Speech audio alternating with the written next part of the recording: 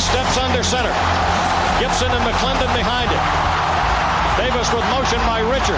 Will give the ball to McClendon. He leaps. Oh, he doesn't get in. He fumbled the football. Carolina holds. The game is over. And Carolina has won the game. Finley to throw. Over the middle, intercepted. Wolford again.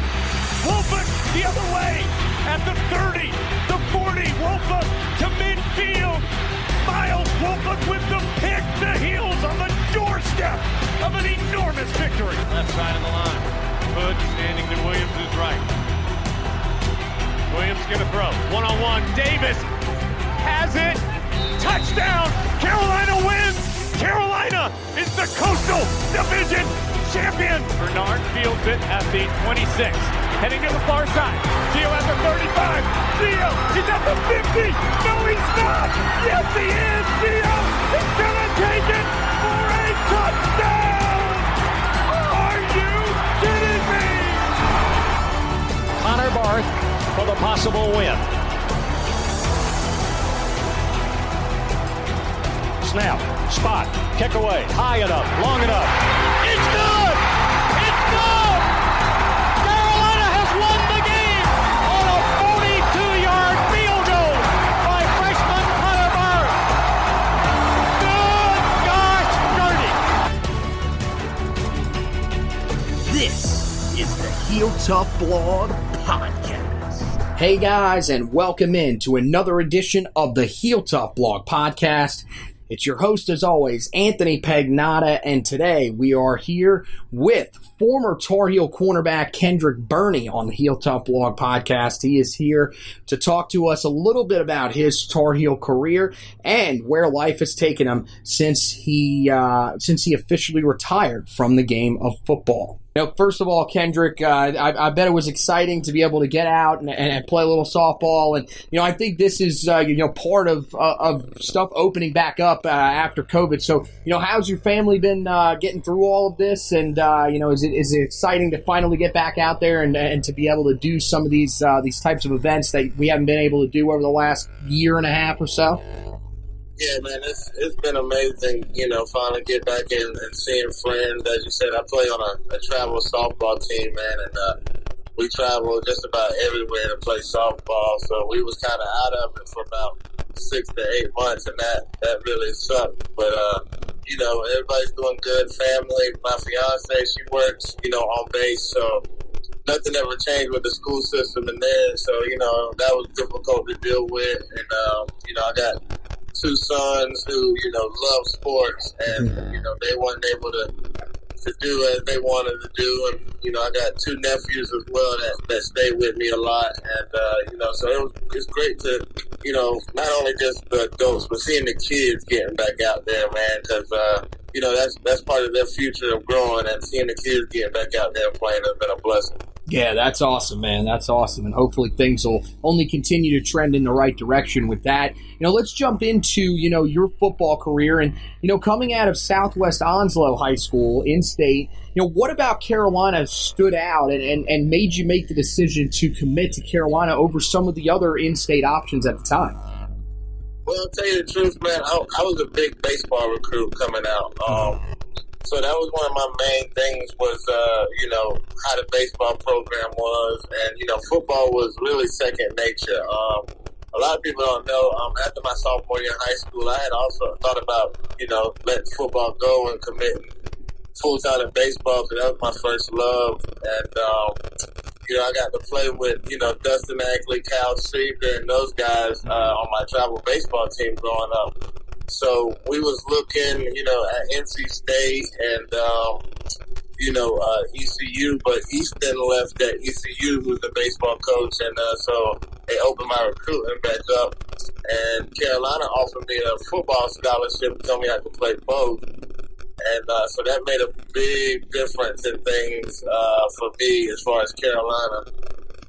So, when I committed to play football and baseball there, then I went to recruiting, the guys on my AAU baseball team like Kyle and Dustin, Drew Polk and all those guys, just getting them to go to Carolina, because that atmosphere there, it was nothing better than that, man.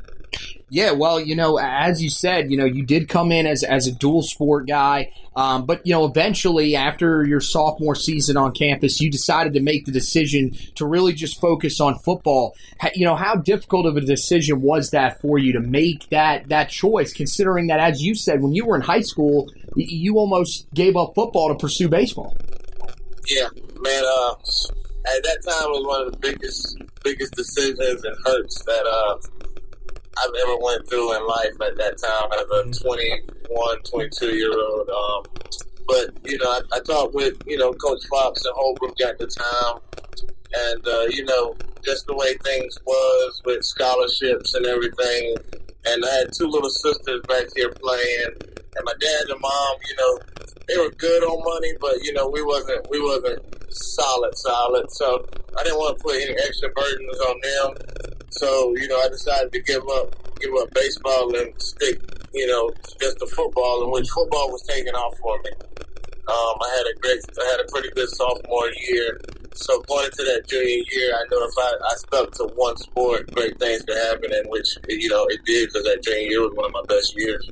Yeah, you mentioned it. You got off to a great start out of the gate at Carolina. And, let's go back to that 2007 game against James Madison. First game of your career that you played in, because you redshirted as a true freshman. What was that feeling like when you were told out of the gate that you were going to start that game? I'm assuming it had to be very exciting for you. Oh, yeah, exciting. A lot of football players, confidence-wise, they don't like to say they was ever nervous or have butterflies, but there was not one game I ever played in where I ran out to that tunnel and seen all the people that, I ain't have a little bit of nerves with me, but that's just the kind of guy I am. I'll have some nerves, but once it's time to get going, it's a whole different person that comes out. So, you go back, and one of the games that I think most Tar Heel fans will remember when it comes to your career is, part of that great junior season against number 12 Miami back in 2009. You had 3 interceptions, 2 of which you returned, 4 touchdowns, and set an ACC record, which still stands to this day, of 170 interception return yards. When you look back on that performance now, just how special was that performance, culminating with the fact not only that you had yourself a great day, but it also helped Carolina beat a really good Miami team at the time. Oh, yeah. Well, that game right there was, being Miami and Coach Davis coming from Miami, it was looked at, that week as, like an NC State or a Duke week. It was a rival week pretty much for us because, we didn't want Coach Davis losing to Miami.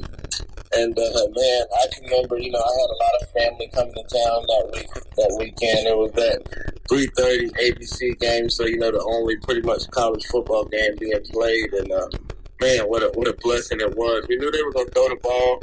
And, with that Miami swag, they're not scared of anybody. So I knew they were, most teams didn't throw my way, but I knew that they were going to come heavy. And, with that D-line we had, dude, it was a blessing to only have to sit back there, about 3 seconds and you knew that ball had to come out. So, it was amazing to, set an ACC record. And the biggest thing that came out of that game for me was my roommate, Melvin Williams, was a senior.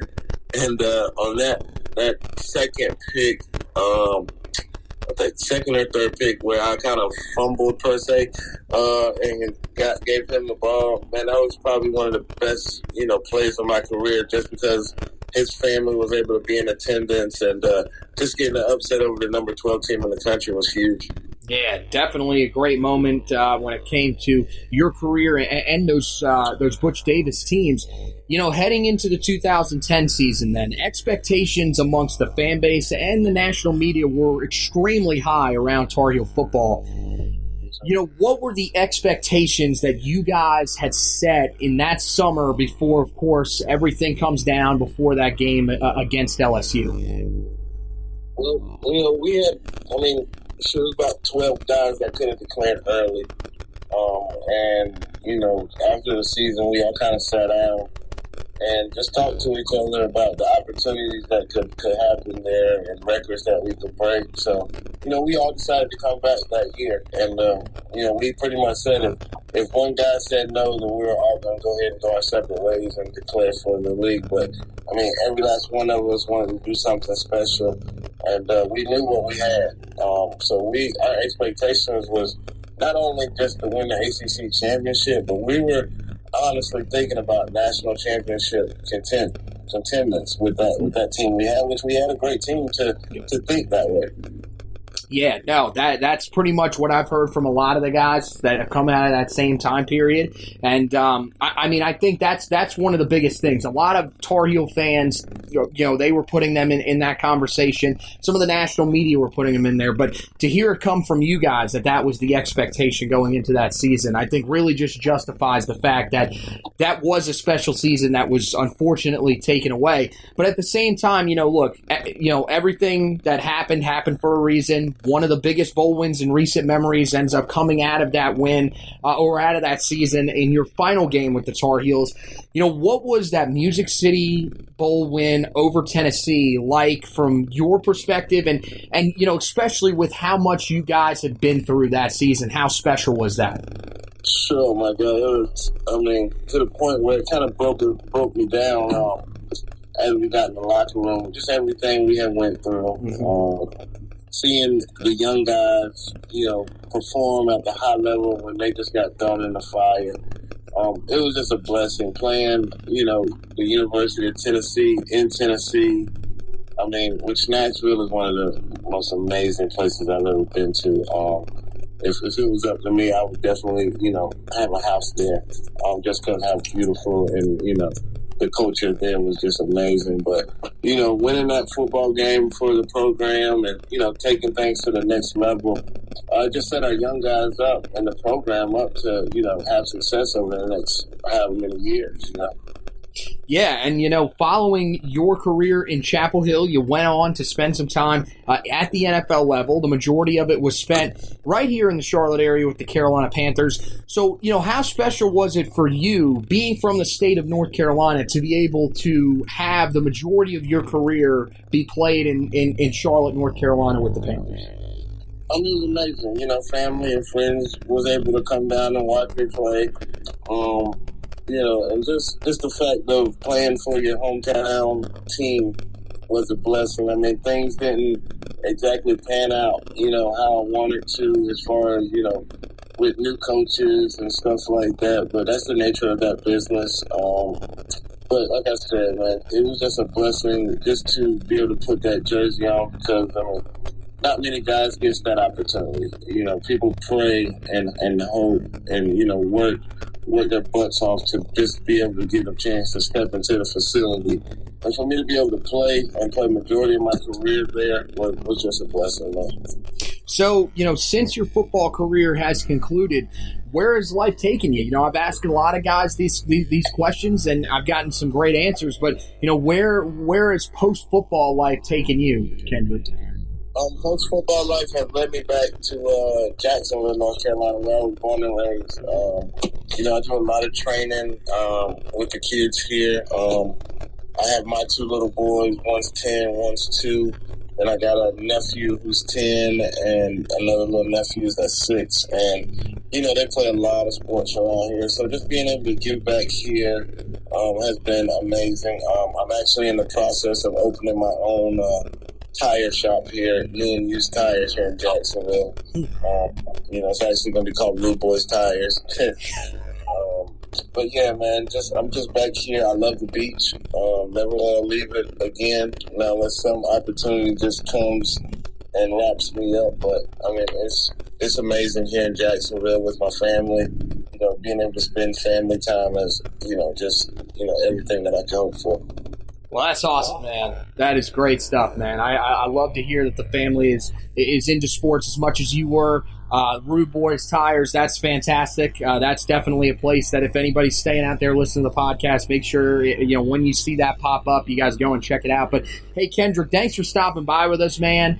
You know, you were one of those guys that I think, you know, growing up as a Tar Heel fan, you know, that was right around the time where I started to really start following you guys, and you were definitely one of my favorite players. I'm not going to lie, man. From those teams, it was great. You were always one of those guys that I was looking forward to seeing on Saturday. So thanks for stopping by with us, man. I greatly appreciate it. Yes, sir. I appreciate the time being on your podcast, and man, I wish you the best of luck with everything you're doing. And hey, it's gonna be days where it gets hard, but you just gotta keep pushing, man. I wish you the best of luck. All right, thanks so much, Kendrick. You too, man. All right, buddy. I appreciate it. All right.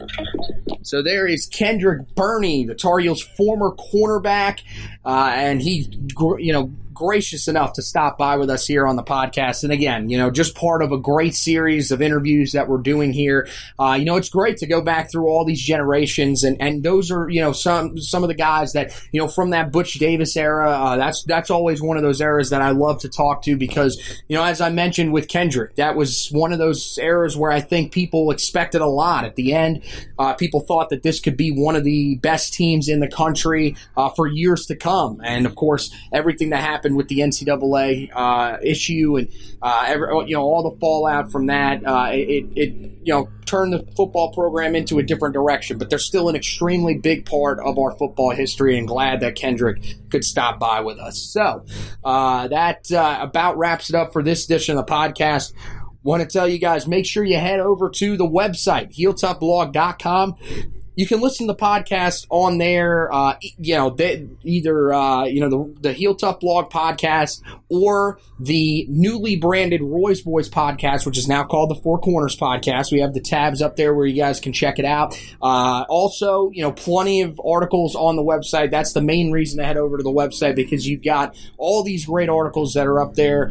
We've still been, working through the scouting reports and everything like that here in the offseason, going back to some of the games from earlier this year for some of the Tar Heels' top targets and taking a look at those. A lot of that stuff is based on, some of the guys that are getting ready to be on campus here for, the opening of the recruiting dead period in the month of June. So there's a lot of big name targets that the Tar Heels will be hosting within the next month that we've got scouting reports up for. We're going to put all those out as well on Monday, tomorrow, for you guys to be able to take a look at as Carolina gets ready to host these guys. We're also going to have an article that's going to kind of update you on where exactly Carolina stands with all of the guys that they are going to host during this next month. Now, again, not everything is confirmed, and when we look at where the guys stand, it's just from the evidence that we've compiled from a multitude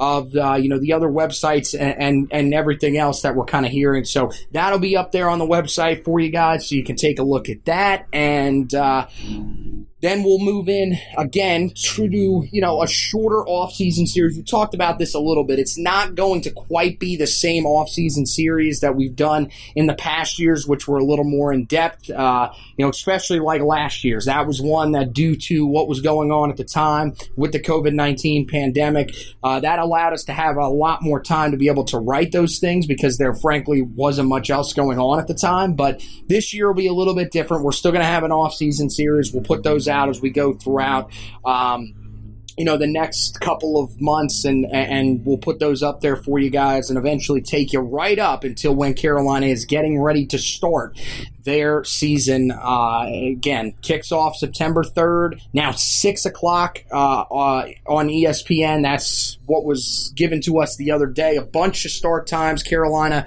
slated to be in a ton of primetime games. We're going to be talking about that on the next edition of the podcast that I do with Josh, which shouldn't be too far down the line here. We'll talk about some of that stuff, some of the offseason storylines, all that kind of stuff. That'll be coming up here soon, and you won't want to miss any of that. That'll be on this podcast, the Heel Tough Blog podcast. And again, wherever you find your podcast, you can find the Heel Tough Blog podcast, whether it's Apple Podcasts, Google Podcasts, Spotify, iHeartRadio.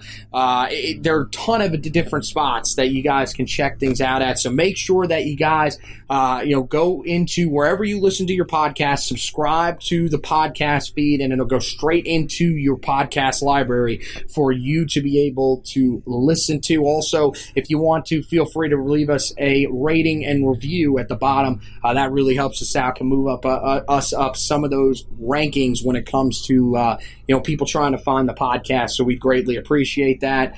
And other than that, make sure you follow the Facebook page. That's the other main thing that we want you guys to do. But really both social medias, but especially the Facebook page, because that's where you can get everything. That's where you can get the the articles, the podcast, the video editions of the podcast, which are coming back this year with our studio now back, and open and available. So we've got all that stuff that's going to be coming up for you guys. Make sure that you guys don't miss out on any of it. The Facebook page, Heel Tough Blog on Facebook. Also, you want to follow us on Twitter at Heel Tough Blog for the main account, and then for the personal accounts, for me, it's at HTB Anthony. For Josh, it's at HTB Josh, and then for Zach Hubbard, who is our recruiting insider, who does covers all that stuff in depth.